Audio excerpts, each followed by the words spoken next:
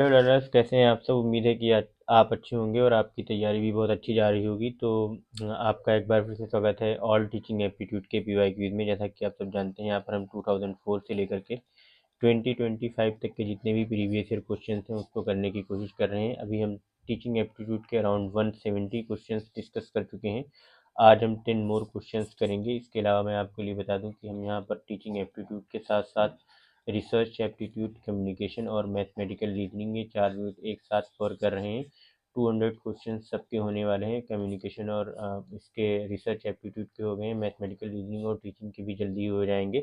तो देखते हैं आज हमारे 10 क्वेश्चन कौन से हैं। आज का हमारा सबसे पहला क्वेश्चन जो और मोस्ट आस्क क्वेश्चन है यूजीसी नेट में, वो है हमारा in the following two sets set one mentions the evaluation system while set two gives there descriptive features, match the two sets. तो हमें दो सेट्स मैच कराने हैं।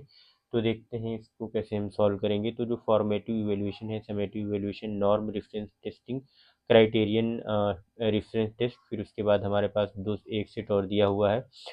फर्स्ट है comparing student performance with the fact of others, indicating standards of mastery, diagnosing students' problem, in identifying scope for improvement, judging learning standard. तो देखिए, जो हमारा फॉर्मेटिव इवेल्युएशन होता है उसमें हम क्या करते हैं कि स्टूडेंट्स के जो जो भी होते हैं इम्प्रूवमेंट या जो प्रॉब्लम होती है उसके लिए हम करते हैं बीच बीच में, ताकि जो स्टूडेंट्स की जो भी प्रॉब्लम है, जहाँ पे भी स्टूडेंट्स को समझ नहीं आ रहा है, हम उसको और अच्छे से समझाएं बच्चों को, जो डिज़ायर्ड आउटकम है उसको लेकर के आएँ।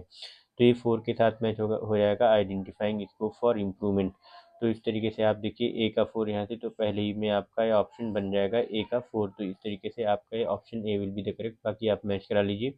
बी का 5 समेटिव वैल्यूएशन, तो ये देख लीजिए बी का 5 होगा। समेटिव वैल्यूएशन क्यों होगा? क्योंकि हम जो है लर्निंग स्टैंडर्ड है उसको जज करते हैं at the end of the course, और जो नॉर्म रेफरेंस टेस्टिंग होती है उसमें हम क्या करते हैं, कंपेयर करते हैं student performance with that of others. तो इसको हमारा ये 1 के साथ मैच हो जाएगा।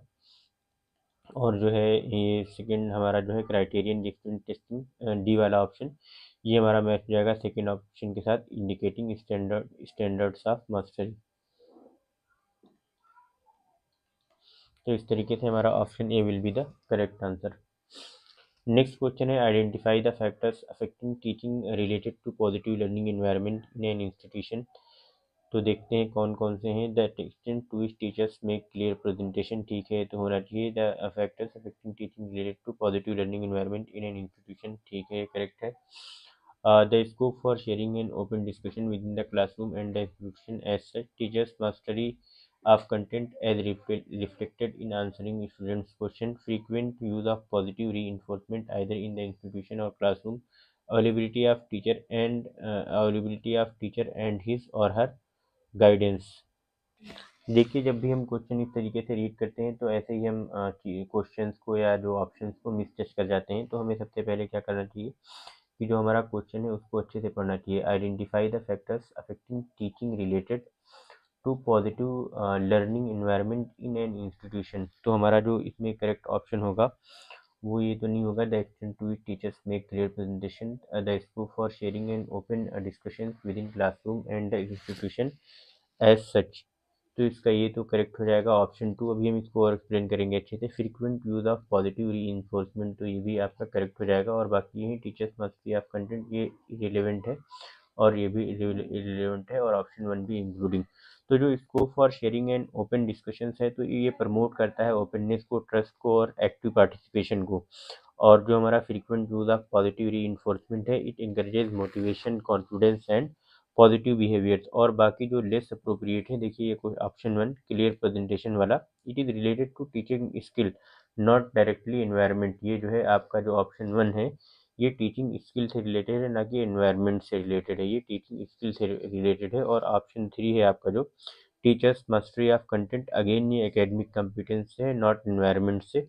और जो आपका ऑप्शन 5 है availability of teacher, it is a support factor but not as directly link to environment. तो इस तरीके से जो आपका राइट आंसर हो जाएगा only 2 and 4, that is option D.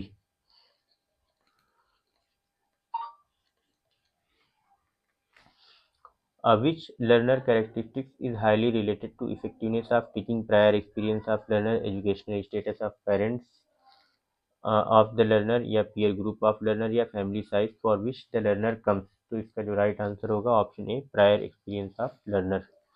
Next question है हमारा, the basic requirement for organising teaching at reflective level deals with systematic sequential presentation of facts and information by the teacher, helping explore and explain problems and their solutions by the students. Next है हमारे पास option, translating and interpreting the facts by students, giving a concentrate fact concrete facts and action sequence by the teacher. तो इसका जो guys right answer होगा वो है helping explore and explain problems and their solutions by student. ठीक है, तो जितना ज़्यादा स्टूडेंट्स जो है प्रॉब्लम्स को एक्सप्लोर करेंगे और उनको एक्सप्लेन करेंगे और उनके सॉल्यूशंस फाइंड आउट करने की कोशिश करेंगे, तो ये हमारी बेसिक रिक्वायरमेंट रहेगी for organising teaching at reflective level.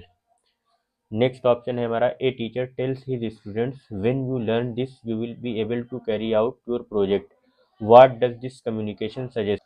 तो हमें ये बताना है कि इसमें ये कम्युनिकेशन जो है क्या सजेस्ट करता है, कंटिन्यूड इंटरेस्ट, एम्बिगुअस एडवाइस या पोटेंशियल थ्रेट या पॉजिटिव री। तो इस तरह की जो चीज़ें होती हैं वो पॉजिटिव री में आती हैं। ठीक, तो राइट आंसर इसका हो जाएगा पॉजिटिव री। नेक्स्ट क्वेश्चन है, which of the following set of statement best describe nature and objectives of teaching, indicate your answer by selecting from the code. तो हमें ये बताना है कि कौन से ऑप्शन हैं जो बेस्ट डिस्क्राइब करते हैं nature and objectives of teaching को। तो देखते हैं कौन कौन से ऑप्शन हैं हमारे पास। Teaching and learning are integrally related. ठीक है, ये टीचिंग एंड लर्निंग जो है वो इंटेग्रली रिलेटेड है। There is no difference between teaching and training, no there is a difference between teaching and training. तो देख लीजिए ऑप्शन ए जिसमें वो रखिए, बाकी रिमूव कर दीजिए। ऑप्शन बी रिमूव हो जाएगा और ऑप्शन डी रिमूव हो जाएगा, और ऑप्शन बी जो है जिसमें है उसको भी रिमूव कर दीजिए। ए एंड सी, तो इसमें ऑप्शन बी इसमें है तो इसको रिमूव कर दीजिए। तो राइट आंसर जो हो जाएगा वो ऑप्शन 3 हो जाएगा। ए, सी एंड एफ देख लेते हैं कौन कौन सा है इसमें।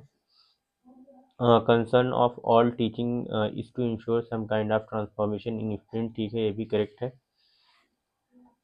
और नेक्स्ट है, all good teaching is formal in nature, no there are many teaching which are informal in nature. A teacher is a senior person, ज़रूरी नहीं है जूनियर पर्सन भी हो सकता है। आप जैसे ही नेट क्वालिफाई कर लेंगे आप एलिजिबल हो जाएंगे, या नेट भी क्वालिफाई ना करें तब भी आप टीचिंग कर सकते हैं, तो ज़रूरी नहीं कि कोई सीनियर पर्सन हो। Teaching is a social act whereas learning is a personal act. ठीक है, तो ये आपके option A, C and F are correct. Next question है, the basic requirement for success और effectiveness for lecturing discussion in group, brainstorming and programmed instructional procedure are match test. देखिए ये lecturing है, डिस्कशन इन ग्रुप्स है, brainstorming है, programmed instructional procedures हैं, और small ये यहाँ पे दूसरा हमारे पास सेट 2 दिया हुआ है, small step presentation with feedback provided, production of larger number of ideas, content delivery in lucid language, use of teaching ads procedure, theme based interaction among participants. ठीक, तो इसे हमें मैच कराना है। तो जो इसका जो 177 क्वेश्चन है इसमें देखते हैं हमारे पास। तो जो लेक्चरिंग है हमें पता है कि लेक्चरिंग में क्या होता है कि हम कंटेंट डिलीवरी इन लूसिड लैंग्वेज में कोशिश करने की कोशिश करते हैं। जो कंटेंट होता है उसको हम लूसिड लैंग्वेज में डिलीवर करने की कोशिश करते हैं, और डिस्कशन इन जो है इन ग्रुप्स में हम क्या करते हैं कि थीम बेस्ड इंटरेक्शन होता है अमंग पार्टिसिपेंट।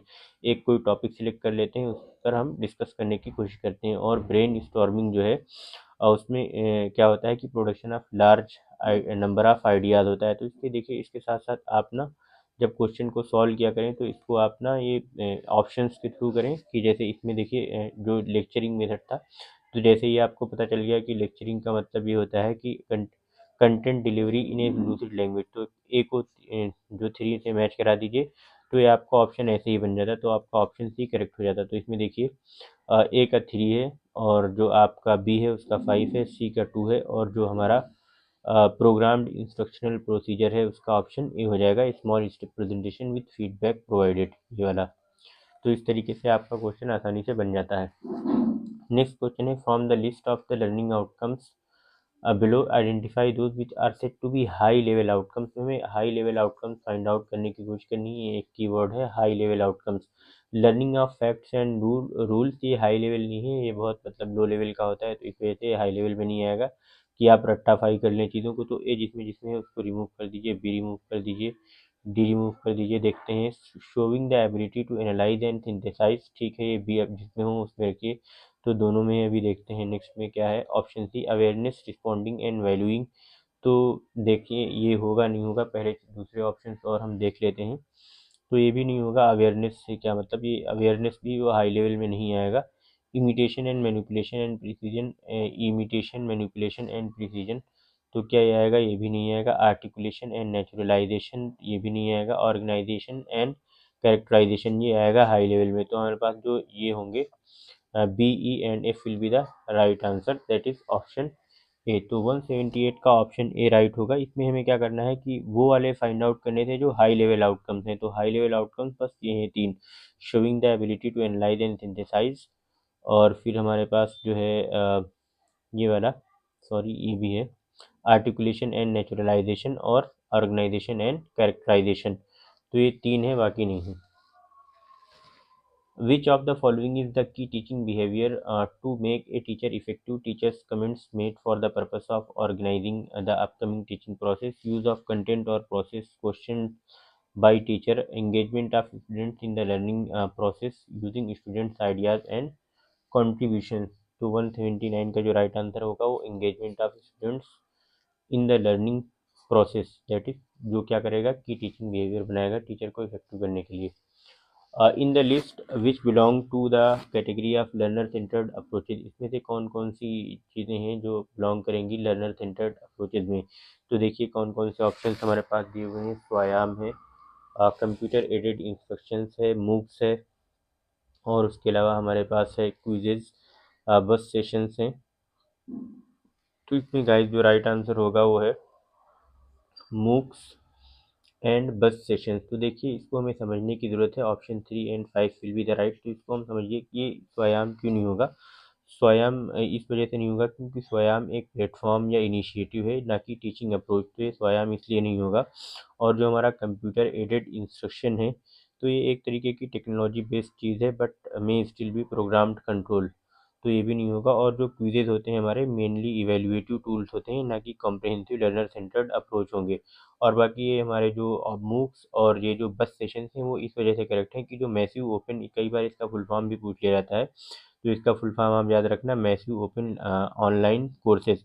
तो इसमें लर्नर्स जो होते हैं वो पेस को कंट्रोल कर सकते हैं, टाइम को पेस मतलब किस स्पीड से वो सीखेंगे, टाइम को, और कई बार लर्निंग के पाथवेज को। तो ये स्ट्रॉन्गली लर्नर सेंटर्ड है। और बस सेशन जो होते हैं एक तरीके के स्मॉल ग्रुप डिस्कशंस होते हैं दैट एक्टिवली इन्वॉल्व लर्नर्स। तो एक classic learner centred classroom technique होती है ये बस सेशन और मूव्स। तो इस तरीके से आपके option 3 and option 5 will be the right answer. तो thank you so much guys, watch करने के लिए लाइक करें, शेयर करें, सब्सक्राइब करें, और बताएं कि आपको वीडियो कैसी लगी।